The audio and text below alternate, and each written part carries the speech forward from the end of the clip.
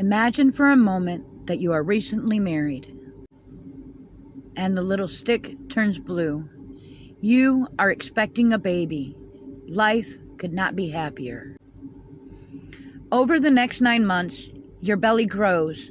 You feel those first few flutters as the quickening happens. You realize that butterfly feeling that you've been experiencing is actually your baby moving. You experience months of feeling the baby moving, kicking and somersaults, hiccups and stretching.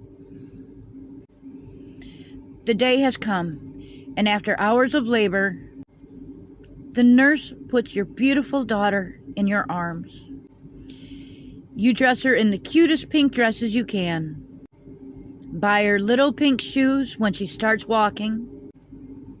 You buy her dolls as she grows older.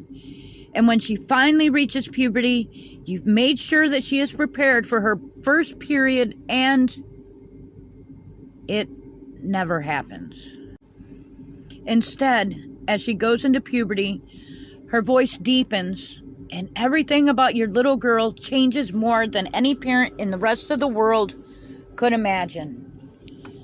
But in your little corner of the world, it's completely normal. Your baby girl has grown into your little man. While in America and other parts of the world, if a child says they feel like a different gender than your OB told you your child was, it can be seen as wrong or strange. But in your little village, this is completely normal. You accept your child and help them to now figure out how they truly identify, because now they are growing a man's body.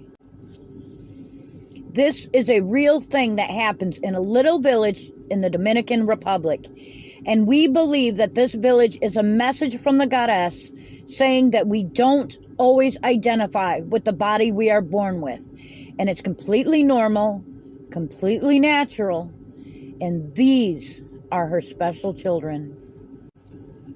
All across nature, we see the reminders that she left for us, that we are her children, no matter how we identify or who we love. She continues every day to remind us that we, the LGBTQ community, is a part of nature. One of the biggest things that makes our religion different from most mainstream religions is that we are actually sex positive and LGBTQ positive. We believe that the goddess, in her gloriousness, left us clues in nature to show us that love and physical intimacy are her gift to us. So, let me show you what I mean. Self-love isn't wrong. And we see that in nature, as many species of animals also indulge in self-love. From cats and dogs to dolphins and primates, many different species actually engage in self-love to the point of release. This can occur in both males and females. So we understand this to be natural and normal. We do not shame anyone for this practice. Homosexuality or same-gender love, whether you identify as gay, lesbian, bi, or pansexual, is completely natural and really needs to be normalized. It is not just one of our core beliefs. It is one of the things our church is built on. And again, this is something that we see quite often in nature. Most recently, let's see if I can get this right this time, the observation and documentation of 2 whales mating, of which they were both male. But this is only the most recent observation of same-gender physical intimacy in nature. If you left it to evangelical Christians, now they even oppose a book written about this behavior, then gay penguins would not be allowed to adopt and raise abandoned eggs or chicks. which is one way the gods have helped to perpetuate the species. They will court their same-sex partner just as they would an opposite-sex partner, by bringing them the best pebbles they can find. Male lions who are not in a breeding pride will also enjoy each other's company. Now, I have heard some Christians say that the only reason why lions do this is because they saw humans do it. But let's be honest here. I do not know of a single gay man, let alone two, that are willing to risk life and limb to enjoy physical intimacy in front of a bunch of lions. We believe that human sexuality is a spectrum, and about 90% of humanity falls somewhere inside of that spectrum.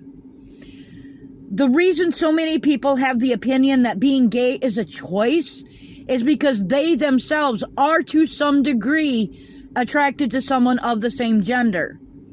For them, being gay is a choice.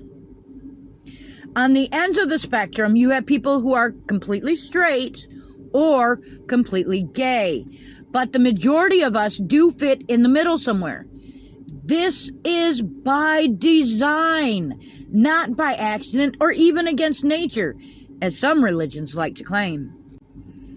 Where humanity differs from the animal kingdom is not love or physical intimacy. It is, in fact, respect. To be human means to respect boundaries and consent. Animals don't usually respect consent, which is why there are reports of young adult bull or male elephants forcing their affections, shall we say, on rhinos. From different species of primates to a wide variety of dolphins, plenty of animals aren't that concerned about consent when it comes to physical intimacy or reproduction. When humans violate boundaries or have no respect for consent, and I'm referring to men, women, and NBs, then we are no different than animals. We are accepting of any type of relationship as long as it is between consenting adults. I have no doubt the comment section of the TikTok version of this video will get plenty of comments that start with the letter P. However, I do filter the comments there for that reason, and I know the YouTube version will be more understanding. We at the Church of Light recognize that too many church members become the victims of their church leadership. But that does not and will not happen here. If we ever get wind of an inappropriate relationship between two members of our church, first, where appropriate, the cops would be called, because jail would be a much safer place for them than letting our community deal with them. Secondly, the entire congregation would be informed of the inappropriate relationship and or abuse. While the victims' names may not be shared, the abusers' names will be, along with a request for any other victims to come forward. After speaking with church personnel, the police handling the investigation with the permission of potential victims would be informed of any additional witnesses or victims that come forward. We do not believe in covering these things up. We do not protect the perpetrators. We only protect the victims. Anyone who wishes to volunteer or work in our church also has to pass a background check to ensure the safety of our congregation, from the smallest and most vulnerable to even leadership, to ensure that everyone is given the respect that we deserve. And that is what makes us different as humans and as a church. Blessed be, my friends. I'm Elder Eliza with the Church of Light. Make sure that you like, comment, and subscribe for more content just like this. And remember, the flowers are blooming in Antarctica.